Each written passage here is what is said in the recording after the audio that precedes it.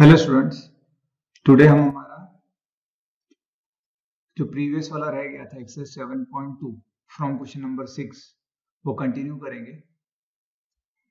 Exercise 7.2 question number 6 क्या बोल रहा है?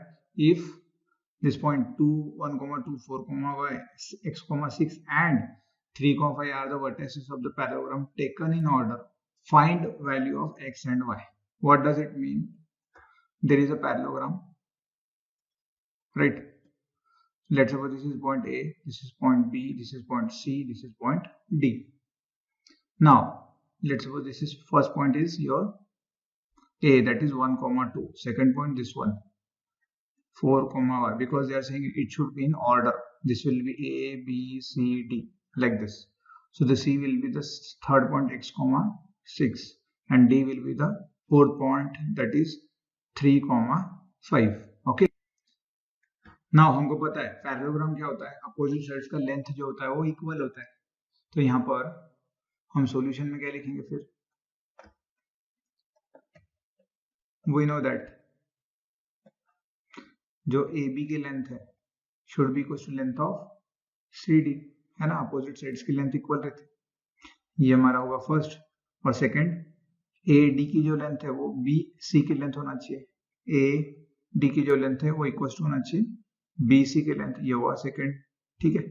दूसरा और क्या बोल सकते हो? बाइसेक्ट करते हैं, मतलब मिड पॉइंट जो होता है डायगोनल्स का, डायगोनल्स अगर मैं A और C को ज्वाइन करूं, D और B को ज्वाइन कर दूं तो मिड पॉइंट आएगा, जो यहाँ इंटरसेक्ट होगी वो मिड पॉइंट आएगा। तो जो पता है वो हम लिख रहे, शायद जरूरत ना पड़े, पर फिर भी कुछ क्वेश्चन ऐसे होंगे जहां आपको ये प्रॉपर्टी का यूज करना पड़ सकता है। तो चलो एक और मैं यहाँ से ड्रॉ कर लेता हूँ। ये हुआ हमारे को डायगोनल BD। ठीक है। तो जहां पर ये इंटरसेक्ट कर रहा है, मान लो ये पॉइंट जो है वो O पॉइंट है, तो O क्या रहेगा? बाइसेक्टर रहेगा, किसका? AC का और BD का। मतलब आप O के जो कोऑर्डिनेट्स लेंगे x, y मान लो, या सॉरी दूसरा कुछ लेंगे, या हम इन शॉर्ट इतना रखो, याद रखो O के कोऑर्डिनेट्स जो रहेंगे ना, आप क्या कर सकते हो? A और C का यूज करके भी निकालोगे कोऑर्डिनेट्स, उसको इक्वेट करना पड़ेगा B और D के कोऑर्डिनेट्स निकालकर, मतलब B और D का हेल्प लेकर। कैसे निकालते हैं? मिड पॉइंट का, x का क्वेश्चन का ऐड करते हैं और हाफ करते हैं। सही है। तो देखो ये वाला यूज ना करूं मैं, फिर भी डायगोनल मिड पॉइंट है O, डायगोनल्स का उसका यूज करके इजीली फटक से सॉल्व होता है। देखेंगे, ये यूज कर लेते हैं, बाद में लेंथ भी देख लेंगे कैसे करना है। यहाँ हम मिड पॉइंट से सॉल्व करेंगे। ठीक है। ये अल्टरनेट मेथड आपका ये हो सकता है, इन दोनों का यूज करके इक्वेशन 1 और 2 यूज करके आप सॉल्व कर सकते हो, पर वो थोड़ा लेंथी हो जाएगा, डिस्टेंस फॉर्मूला लगाना पड़ेगा। हम क्या करेंगे? इस मिड पॉइंट का यूज करके देखेंगे। ठीक है। तो हम यहाँ से स्टार्ट कर रहे हैं। देखो पहले ये समझ लो मैं क्या बोल रहा हूँ।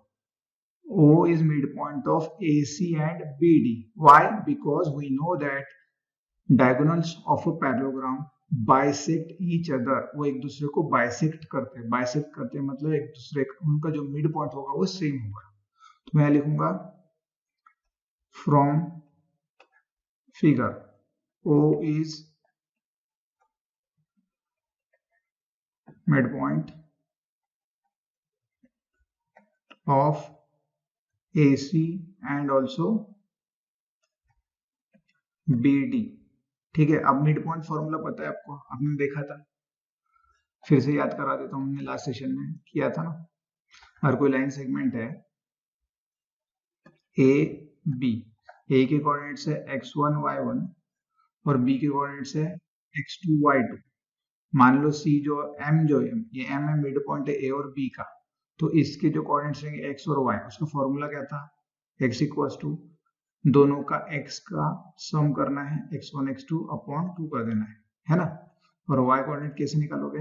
y1 प्लस y2 करोगे अपॉन 2 करोगे। ये हमारा, इसको मिड पॉइंट फॉर्मूला भी बोलते हैं। इसको हमने सेक्शन फॉर्मूला से प्रूव भी किया था, ये आया कैसे। ठीक है। तो ये सबको याद कर लेना है। मिड पॉइंट का x निकालना है तो x का सम करो, हाफ करो। y निकालना है, y का सम करो, हाफ करो। ठीक है। तो ये फॉर्मूला हम यूज करना है। सही है। तो चलो अब देखो, अगर ओ निकालना है ए सी का यूज करके, ठीक है, तो पहला वाला हम यूज कर रहे हैं, O is mid point of A C, ये वाला स्टेटमेंट यूज करके हम ये यूज करके हम निकालेंगे, ठीक है। तो पहले अब ए क्या है, ए के कोऑर्डिनेट्स क्या है वो लिख लेंगे, और सी के कोऑर्डिनेट्स क्या है वो लिख लेंगे, ठीक है। तो ए के कोऑर्डिनेट्स क्या है 1,2 और सी के है x,6, 1,2 x,6, ठीक है। अब इसका जो मिड पॉइंट होगा, मान लो इसका मिड पॉइंट होगा, सॉरी मालूम ही नहीं ओ क्या है, ओ के कोएफिशिएंट है, नाम दूसरे देंगे, तो x आ गया इसलिए मैं x और y नहीं लूंगा, ठीक है। इक्वेशन में खुद, क्वेश्चन के अंदर खुद ही x y दिया था, इसलिए हम x और y नहीं लेंगे, हम इसके कोऑर्डिनेट्स बोल देते हैं p, q पकड़ लेते हैं, ठीक है। तो बताओ p क्या आएगा by mid point formula, p equals to क्या रहेगा हमारा, x की सम करना है 1 प्लस x और हाफ कर देना है, p मिल गया, ठीक। अब q निकालो, q निकालने के लिए क्या करना पड़ेगा, y निकालना है तो क्या करना है, y के कोऑर्डिनेट्स का सम करना है, अपॉन 2 करेंगे, जो क्या आ जाएगा 8/2, मतलब ये q मिल गया हमको 4, ठीक है। तो p मिल गया और q मिल गया, मतलब ये जो हमारा O पॉइंट है उसके कोऑर्डिनेट्स हम कैसे लिख सकते हैं, 1 प्लस एक्स अपॉन 2, और Q क्या है हमारा 4, P कॉमा Q है ना O के कोऑर्डिनेट्स, तो P की जगह पे P की वैल्यू रख दी, Q की जगह पर Q की वैल्यू रख दी, ये मिल गया हमको इक्वेशन नंबर 1। ये हम बोलेंगे ये पॉइंट 1 है, O के कोऑर्डिनेट्स मिल गए, ठीक है। ये हमने O के कोऑर्डिनेट्स किसका यूज करके निकाले, A और C का, क्योंकि O जो है वो मिड पॉइंट है AC का। अब डायग्राम पे फिर से चलते हैं, हमको पता है O मिड पॉइंट किसका है, B और D का भी है, तो B और D का यूज करके भी हम O के कोऑर्डिनेट्स निकाल लेंगे, ठीक है। तो फिर से ड्रॉ करेंगे, अब ये हमारी लाइन है, मान लो ये हमारा B, ये हमारा पॉइंट D, फिर से O क्या है इसका मिड पॉइंट, ठीक है। फिर से O का हम P, Q पकड़ेंगे, चलो B के कोऑर्डिनेट्स क्या है और D के क्या है, B के 4, y और D के 3, 5, 4, y 3, 5। चलो फिर से अब लगाओ मिड पॉइंट फॉर्मूला, तो P क्या आएगा, x का ऐड करना है 4 और 3 को ऐड करना है और हाफ ले लेना है, क्या आ जाएगा P की वैल्यू मतलब 7/2, ठीक है। अब Q क्या आएगा, y वाले कोऑर्डिनेट्स ऐड करना है और हाफ कर लेना है, तो Q भी मिल जाएगा, Q ये रहेगा। तो O क्या आ जाएगा फिर, O कोऑर्डिनेट, O के कोऑर्डिनेट्स क्या आएंगे P, Q, तो O क्या आया, P क्या है 7/2, Q क्या है y प्लस 5/2, ये आया पॉइंट नंबर 2। तो अब पॉइंट नंबर 1 और पॉइंट नंबर 2 क्या है, O के कोऑर्डिनेट्स है ना, तो एक ही पॉइंट के कोऑर्डिनेट्स है, मतलब वो इक्वल आना चाहिए ना, तो ये वाला कोऑर्डिनेट और ये वाले कोऑर्डिनेट एक ही पॉइंट के हैं, तो हम उसको इक्वेट कर सकते हैं, मतलब x कोऑर्डिनेट इक्वल आना चाहिए और y कोऑर्डिनेट्स इक्वल आना चाहिए। तो मैं यहाँ लिख दूंगा फ्रॉम पॉइंट 1 एंड 2 हम क्या लिख सकते हैं, ये x का कोऑर्डिनेट मतलब क्या है 1 plus x upon 2, 1 plus x upon 2, ये किसके इक्वल होना चाहिए, x कोऑर्डिनेट के, सही है। और y कोऑर्डिनेट ये वाला, ये किसका इक्वल होना चाहिए, इसके, मतलब 4 इक्वल्स टू क्या आना चाहिए, 4 equals to y plus 5/2। Just solve करो इसको, डायरेक्टली आपको मिल जाएगा x और y, 2 कैंसल, तो x क्या आएगा, ये आया 1 plus x equals to 7, x आएगा 7, ये उधर जाके -1 होगा तो आ गया 6, सही है। ये 2 इधर मल्टीप्लाई होगा 4 से, जो हो जाएगा 8, y प्लस 5, ये 5 इधर माइनस हो जाएगा, तो 8 - 5 इक्वल्स टू y, तो y की वैल्यू क्या मिल गई हमको 3, मिल गई x और y की वैल्यू। फिर लास्ट में आपको सिर्फ लिख देना है answer, therefore the value of x is 6 and value of y is 3। ये हमेशा क्लोजिंग लाइन आंसर हमेशा लिखना ही है, ये जो था ये सब कुछ आपने ये लिखा है सॉल्यूशन, ठीक है। तो ये जो मेथड हमने यूज की मिड पॉइंट की मेथड, ये कंपैरेटिवली इजी है डिस्टेंस फॉर्मूला के, आप डिस्टेंस फॉर्मूला भी लगाकर सॉल्व कर सकते हैं, पर इसमें कैलकुलेशन थोड़ा बड़ा हो जाएगा, ठीक है। और उसमें कैलकुलेशन कैसा होगा, इतना बड़ा हो जाएगा कि देखो अगर मैंने ए बी निकाला, ए बी निकालूंगा तो देखो सॉरी ये इधर ए बी निकालूंगा तो उसमें y का इक्वेशन बनेगा एक, है ना, और सी डी निकालूंगा तो x का इक्वेशन इक्वल टू x का इक्वेशन बनेगा, मतलब इसमें लेफ्ट साइड में y आएगा, राइट साइड में x आएगा, तो पहले वाले इक्वेशन से x और y का एक इक्वेशन मिलेगा। फिर मैं AD निकालूंगा तो इसमें एक वैल्यू मिल जाएगी, है ना, यहाँ कोई वैल्यू होगी।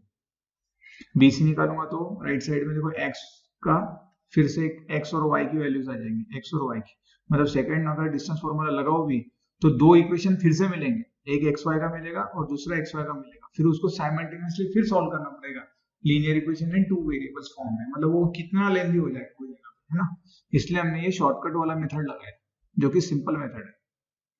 आपकी इच्छा है आपको किस तरीके से सॉल्व करना है, रिकमेंडेड है ये सॉल्व करो, ठीक है। Now moving to the question number 7, क्या बोल रहा है question number 7, find the coordinates of point A where AB is the diameter of a circle whose center is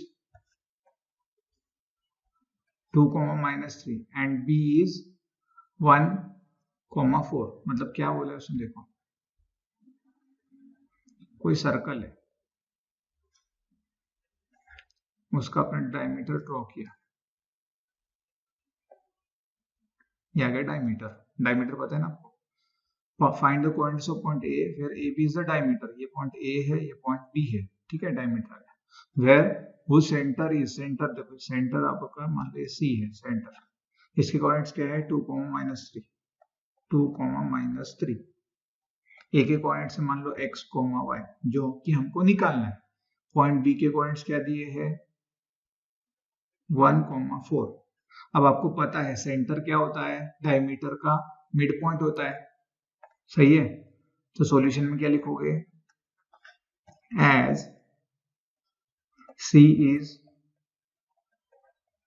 midpoint of A by using midpoint formula, by using midpoint बोलो midpoint ही लिखते चलो, midpoint formula क्या आ जाएगा, midpoint formula क्या है हमारा, x equals to x1 plus x2 by 2 and y equals to y1 plus y2 by 2, just use it। तो 2 equals to क्या आएगा फिर हमारा फॉर्मूला से, फॉर्मूला का यूज करो तो 2 equals to क्या आएगा x plus 1 अपॉन 2, सही है, और y क्या आएगा, y के कोऑर्डिनेट्स को सॉरी y नहीं, ये आपका -3 क्या आएगा y plus 4 अपॉन 2, क्लियर है, या सॉल्व करो आप इसको, 2 into 2 4 equals to x plus 1, तो x क्या मिल जाएगा आपको 3, सिंपल है ना। यहाँ पर ये आया -6 equals to y plus 4, y plus 4, y 4 को इधर भेज दो तो कितना आ जाएगा -6 -4 equals to y, तो y की वैल्यू क्या मिल गई आपको -10, मतलब जो सेंटर के कोऑर्डिनेट्स है सी के कोऑर्डिनेट्स क्या आएंगे x, y, मतलब ये हो गए 3, -10, ये मिल गए आपको, सॉरी सी की नहीं, ये तो आपको ए के पूछा था ना, हाँ ए के कोऑर्डिनेट्स क्या बन गए आपके 3, -10, चाहो तो आप यहाँ दिखाने के लिए लिख सकते हो, क्रॉस वेरीफाई फिर से कर सकते हो, देखो मैं क्रॉस वेरीफाई भी कर सकता हूँ, 3 plus 1 4, 4 by 2 2, -10 plus 4 -6 का हाफ -3, आया ना आंसर सही, इससे ऐसा क्रॉस वेरीफाई भी कर सकते हो आप आंसर आने के बाद, वैसे तो इतना कोई हार्ड नहीं है, एकदम सिंपली आ ही जाएगा, ठीक है। नेक्स्ट 8th क्वेश्चन क्या बोल रहे हैं हमको, question number 8, if a and b are -2, -2 and 2, -4 respectively का मतलब होता है फर्स्ट पॉइंट फर्स्ट का रहेगा, सेकंड पॉइंट सेकंड पॉइंट का रहेगा, ठीक है। Find the coordinates of P such that AP is equals to 3/7 of AB and P lies in the line segment AB. इसका मतलब क्या हो गया? एक लाइन सेगमेंट है AB, point P lies on the line segment AB बोला है, ठीक है। अब वो पॉइंट P अंदर भी हो सकता है, बाहर भी हो सकता है, इधर या इधर, किधर भी हो सकता है। जरूर थोड़ी कि A के पहले आए, B के बाद में भी आ सकता है। जरूर थोड़ी B के बाद आए, A के पहले भी आ सकता है, या बीच में भी आ सकता है। उसने बताया नहीं कि कहाँ पर है। लाइन सेगमेंट AB पे रहना इसका मतलब ये नहीं कि उसके बीच में रहना, आगे भी हो सकता है, ठीक है। तो ये कैसे पता करेंगे? बीच में रहा तो इंटरनल डिवीजन बोलेंगे। P क्या कर रहा है? AB का इंटरनली डिवाइड कर रहा है। और P अगर बाहर होगा AB के, लेफ्ट या राइट साइड हो, तो हम बोलेंगे एक्सटर्नली डिवाइड कर रहे हैं। तो हमने देखा था कैसे हम पता कर सकते हैं वो इंटरनली डिवाइड कर। तो चलो कैसे निकालेंगे? हमको सेक्शन फॉर्मूला पता है। सेक्शन फॉर्मूला कैसे आया था? हमने रेशो लिया था। मान लो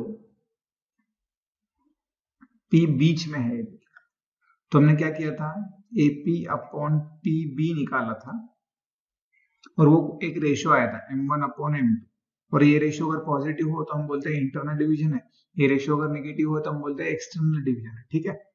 पर यहाँ पर ये ध्यान देना है, इंटरनल हो या एक्सटर्नल हो, ये जो AP और PB होना चाहिए ना, मतलब जो पॉइंट से आप जो पॉइंट बोल रहे हैं कि वो डिवाइड कर रहा है, तो उसका डिस्टेंस पहले पॉइंट से और उसका ही डिस्टेंस दूसरे पॉइंट से, इन दोनों का रेशियो हमको लेना पड़ता है। पर अगर हम देखें गिवन में, तो गिवन में AP ठीक है, पहला वाला तो दिया है, दूसरा होना चाहिए था PB, पर यहाँ पर उसने दिया है AB, तो हमको PB निकालना पड़ेगा। तो आप बताओ PB कैसे निकालोगे? ठीक है, PB कैसे निकालोगे? तो देखो सिंपल है।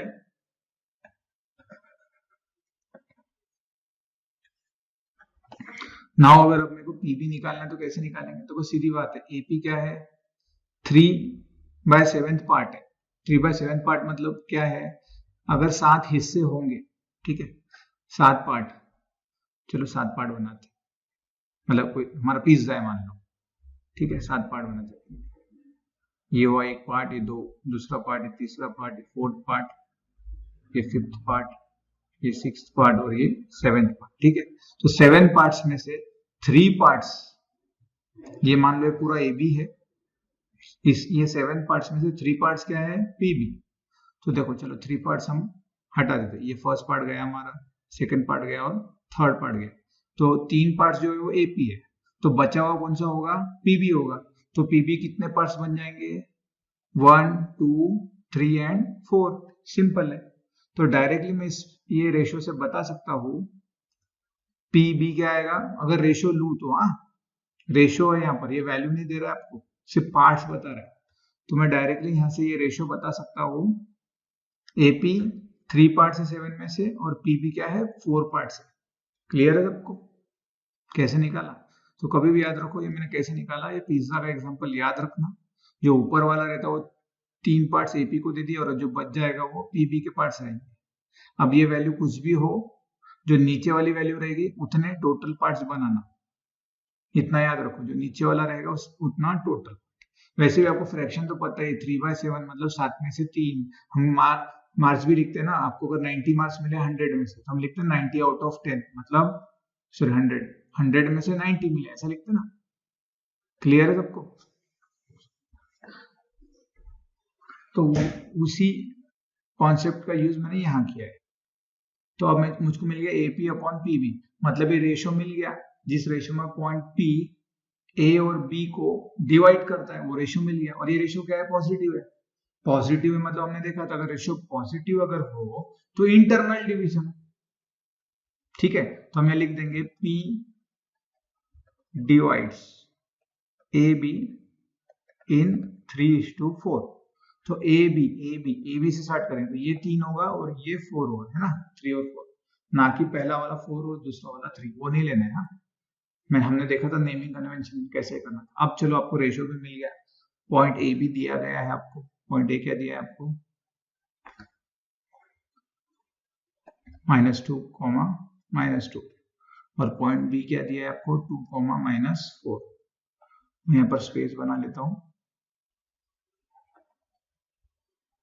और हम अब सिर्फ हमारा सेक्शन फॉर्मूला जो है उसका यूज करेंगे और सॉल्व करेंगे।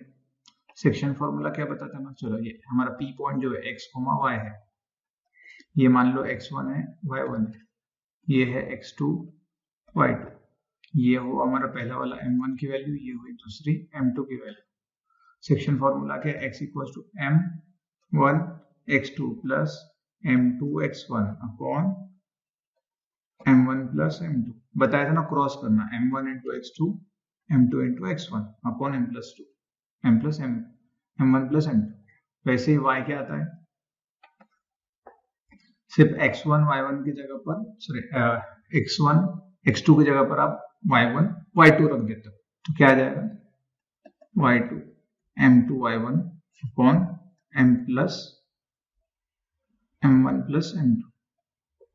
ठीक है, जैसे आप रिस्पेक्टिव वैल्यूज पुट करना है आपको और सॉल्व करना है, सिंपल है, ज्यादा हार्ड नहीं। सिर्फ कॉन्सेप्ट क्या था, आपको ये रेशियो कैसे निकालना है वो इम्पोर्टेंट था। Now moving towards question number 9, क्या बोला है, find the coordinates of the point which divide the line segment joining A and B into 4 equal parts. कुछ नहीं, जो हमने पॉइंट ऑफ ट्राइसेक्शन लिया था वैसे ये इक्वल पार्ट्स में डिवाइड करने के लिए बोल रहा है। मान लो ये पॉइंट ए है आपका, ये जो दिया है -2, 2 और पॉइंट बी बोला है आपका 2, 8, 4 इक्वल पार्ट्स। मान लो ये है और ये, ठीक है, ये 4 इक्वल पार्ट्स हो गए ना, ये एक पार्ट, ये एक पार्ट, ये दूसरा पार्ट, ये तीसरा पार्ट और ये चौथा पार्ट, सब सेम है ना।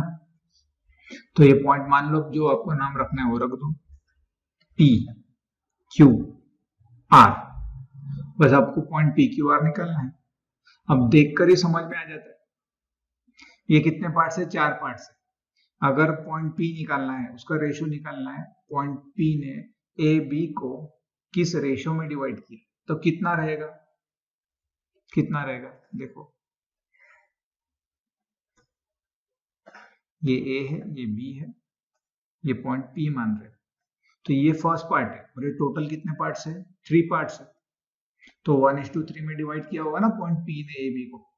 सिंपल, अगर आपको रेशियो मिल जाए, पॉइंट्स पता है एंड पॉइंट्स, तो by using section formula point P आप इजीली निकाल सकते हो। सही है। अगर आपको ये नहीं समझ में आ रहा तो हम और शॉर्टकट समझ, चलो पहले ये समझा देते सेक्शन फॉर्मूला का, फिर शॉर्टकट भी समझते। अब पॉइंट Q निकालना है मुझको, तो पॉइंट Q के लिए क्या करेंगे, फिर से एक डायग्राम ड्रा करते हैं और पॉइंट Q का रेशियो देखते हैं कि पॉइंट Q कौन से रेशियो में डिवाइड कर रहा होगा। ये A है, ये B है, पॉइंट Q यहाँ आ गया, तो A से लेके Q तक कितने पार्ट्स है, 2 पार्ट्स है, और Q से लेके B तक कितने पार्ट्स है, 2 पार्ट्स है, तो रेशियो क्या हो गया, 2/2, मतलब 1/1 आ गया ना। तो रेशियो क्या मिल जाएगा आपको, 2/2 भी आप ले सकते हो, सॉल्व आंसर तो आ ही गई। ठीक है, चलो हम 1/1 ना बोलते, हम बोलते पॉइंट Q 2:2 में डिवाइड करता है, और 2:2 मतलब है 1:1, क्योंकि रेशियो में कोई भी कॉमन नहीं आना चाहिए। आप ऐसा नहीं बोल सकते पॉइंट Q 2 ए बी को 2/2 में, मतलब ये 2:2 में डिवाइड कर रहा है, ऐसा बोल सकते हो कि नहीं, 1/1 में कर रहा है, ऐसा लिखोगे ना 1:1। बस सेक्शन फॉर्मूला लगा लो, फिर पॉइंट R आएगा। चलो पॉइंट R के लिए भी नीचे लेते थोड़ा सा, आपका line segment A B.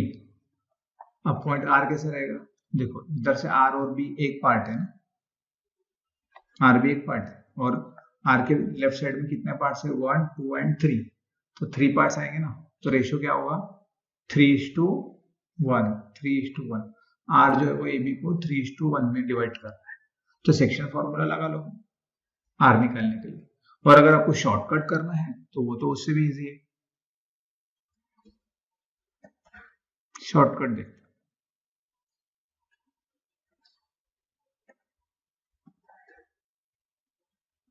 Solve भी कर लेते फटाफट। देखो यहां से समझ में आ रहा है Q क्या है, मिड पॉइंट है ना AB का, क्योंकि क्यू के लेफ्ट साइड में दो इक्वल पार्ट्स है, राइट हैंड साइड में भी दो इक्वल पार्ट्स है, मतलब Q is mid point of A B. By mid point formula Q निकाल लोगे, कैसे निकालोगे? क्यू के कोऑर्डिनेट्स क्या रहेंगे? -2 + 2 अपॉन 2, ये एक्स कोऑर्डिनेट आएगा पी, कितना हुआ? 0, मिल गया 0। वाई कोऑर्डिनेट बताओ क्या आएगा? 2 + 8 अपॉन 2, 5 होगा ना, 2 + 8 10, 10/2 5, मतलब क्यू मिल जाएगा 5। देखो हम ओरली बता सकते हैं, अगर आप मेंटली ये बेसिक कैलकुलेशन कर लो। सही है, चलो अब मैं ये हटाता हूं। अब बताओ पी के कैसे आएंगे? सीधी बात है, पी जो है वो ए पी का मिड, ए और क्यू का मिड पॉइंट है, ये इक्वल पार्ट्स है ना, तो पी क्या है? मिड पॉइंट ए क्यू का। तो बताओ अगर पी के x, y है तो x क्या आएगा? -2 + 0 अपॉन 2, जो कि हो जाएगा -1। तो पी का x कोऑर्डिनेट हो गया -1। y बताओ क्या आएगा? 2 + 5 अपॉन 2, 7/2 आया ना, तो पॉइंट P का y कोऑर्डिनेट में मिल गया 7/2, मिल गया पॉइंट P। अब R निकालना है, R क्या है? Q B का मिड पॉइंट है, तो x के ऐड करो, 0 + 2, 2 अपॉन 2 आ गया 1, तो R का क्या आया? 1 x कोऑर्डिनेट। y क्या रहेगा? 5 + 8 अपॉन 2, कितना होता है ये? 13/2, 13/2। R पॉइंट भी मिल गया, सिंपल। ये देखा जाए तो लिखने की जरूरत नहीं है, अगर आप मेंटली कैलकुलेशन कर सको इतना बेसिक, तो फटाफट निकल गया मिड पॉइंट फॉर्मूला से। सिर्फ आपको ये थोड़ी थ्योरी लिखनी पड़ेगी। Q is mid point of A B, Q निकाल लोगे। P is mid point of A B, A Q, P निकाल लेना बाय मिड पॉइंट फॉर्मूला। बस जस्ट से लिखते जाओ और सॉल्व करते जाओ, सिंपल है। Now moving towards question number 10. Find the area of a rhombus if its vertices are given, taken in order. So find a rhombus. Rhombus मतलब parallelogram होता है, सिर्फ उसकी जो साइड्स है वो इक्वल लेंथ की होती है ना, ये हमको पता है। मतलब ये जो लेंथ रहेगी ये इक्वल रहेगी, तो पॉइंट ए क्या रहेगा? मान लो ये आएगा मेरा 3,0, ऑर्डर में बोला है। बी क्या रहेगा? 4,5 और सी क्या रहेगा? -1,4 और डी क्या रहेगा? -2, -1। ठीक है, पूछा क्या है? Find the area of the rhombus if its vertices are given. How to find? We know that the hint is also given in the textbook. Area of the rhombus is half of product of diagonals. So just apply. Find the length of diagonal. Length of AC you have to find, and then you have to find length of BD by using distance formula. Just find AC by distance formula and BD by using distance formula. What was the distance formula? x2 minus x1. So it will be 3 minus of -1 bracket square. y2 minus y1 bracket square. Solve this, you will get the answer. It will be 3 minus +1 bracket square, 0 minus 4 minus 4 bracket square. So it will be 16 plus 16, 32. That is 4√2. Length of AC will be 4√2.